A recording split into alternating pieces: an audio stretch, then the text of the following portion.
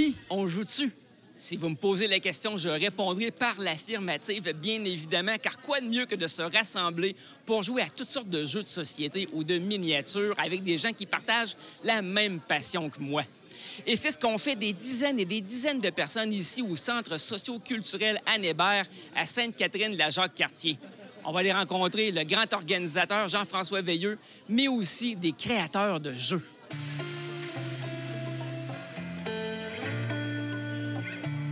Jean-François Veilleux, grand organisateur de l'événement Puis on joue dessus. Est-ce que tu peux me dire, dans le fond, pourquoi créer ce type d'événement-là? Au départ, j'étais un passionné, un fan aussi, j'aime ça jouer. Puis j'avais créé le groupe Facebook pour jouer. Finalement, c'est moi qui se retrouve à organiser des événements comme celui-là. Fait que ça a changé avec le temps. Tu attends combien de personnes environ aujourd'hui? Mettons 180-250 personnes.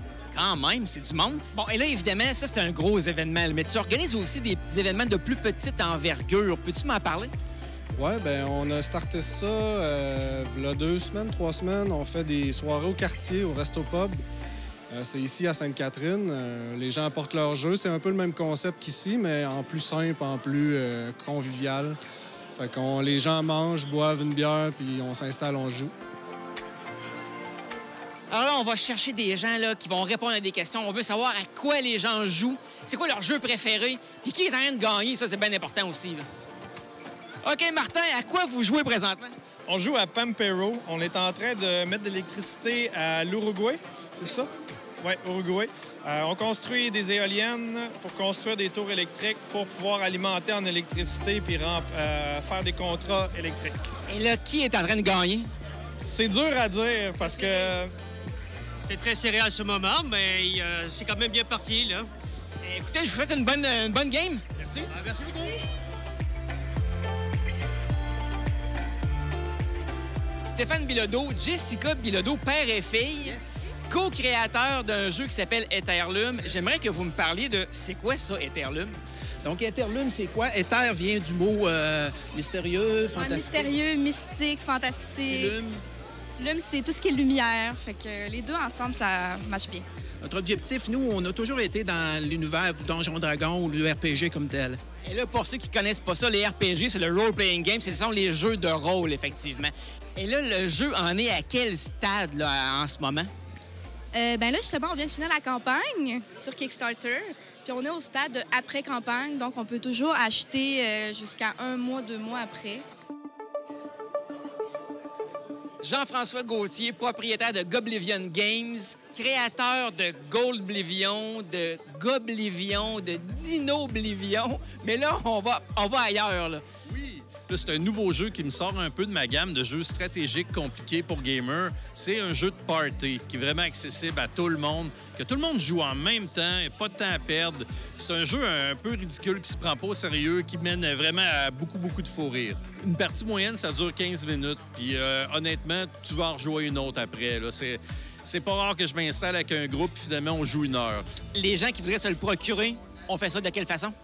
Donc, présentement, on peut précommander à sa boutique de jeux préférée. Donc, le jeu, il arrive fin novembre. Là. Il est dans le bateau et il arrive au quai. J'ai hâte. Si je pouvais le pousser, je le ferais. Félicitations et merci, Jean-François. Merci encore. Jimmy, toujours un plaisir de t'avoir avec la nouvelle boîte de Golfi. Ceux qui connaissaient Golfi, mais on a une édition modifiée. Retravaillée avec de nouvelles mécaniques. Avec des nouvelles mécaniques. Fait que venez voir ça. Je suis avec Jimmy Dorion, créateur de Golfi, de Boboom, mais aussi chef d'orchestre de la maison d'édition Unigo. Ça va bien? Oui, ça va super bien. Toi, Martin? Absolument, merci. J'aimerais que tu nous parles de Golfi, parce que là, tu as ressorti une nouvelle version du jeu, de la boîte. Peux-tu nous décrire en quoi c'est différent de la première édition?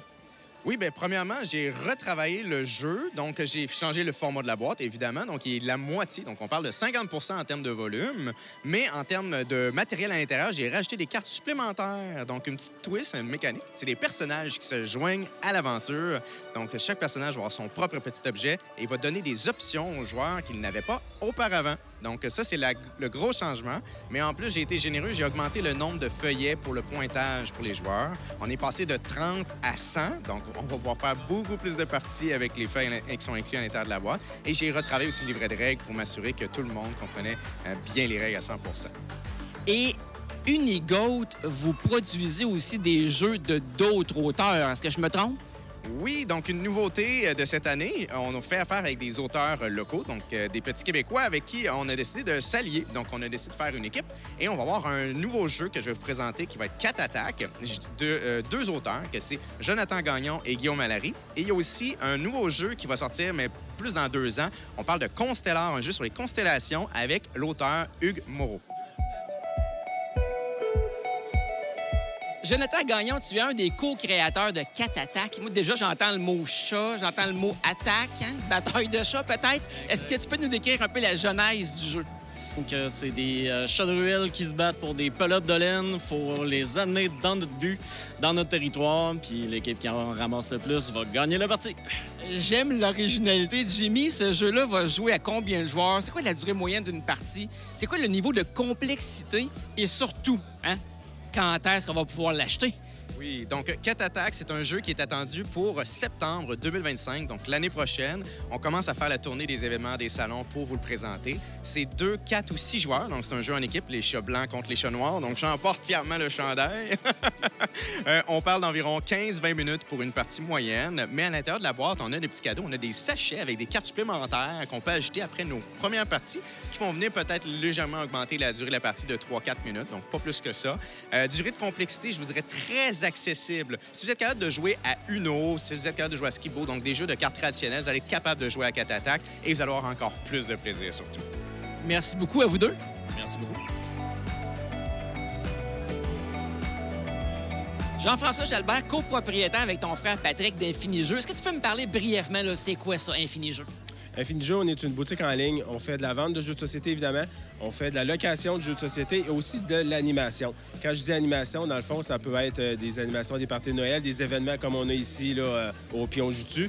Mais on fait aussi des soirées privées. Fait que si vous voulez avoir un animateur personnel pour vous expliquer des jeux chez vous avec une gang d'amis, c'est possible aussi.